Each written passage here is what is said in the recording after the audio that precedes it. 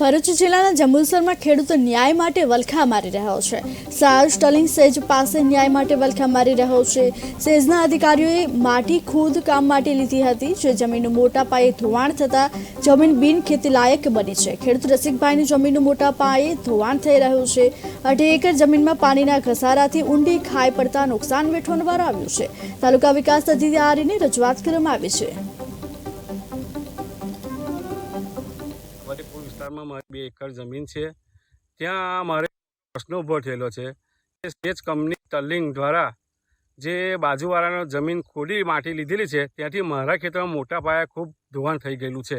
ત્યાંથી હું 15 વર્ષથી જમીન ખેડી શકતો નથી અને મારું જમીન વંજર જેવું થઈ ગયું છે અને કાંઈ પાક લેવાનો સમસ્યા ઊભી થતી નથી। એટલે હું કંપનીવાળાને એક જ રિક્વેસ્ટ કરું છું કે મારી જમીનનું ધોવાણ અટકાવવા ગમે તે તમે કરો, પણ જમીન ધોવાણ અટકાવવાનો પ્રયાસ કરો અને મને મારી જે ખોદાણ થયેલું છે, જમીન ધોવાણ થઈ, એ માટી પૂરી આલો। સેજ કંપનીવાળાએ સેજ આ સારો સ્ટર્લિંગમાં આવ્યું છે, સારું કંપની પીઆઈ કંપની બને છે, ત્યાં આગળ સેજ કંપનીવાળાએ બધું લોકોની જમીન રાખીને માટી લીધેલી છે। વલીપુર વિસ્તારમાં મારી 2 એકર જમીન છે।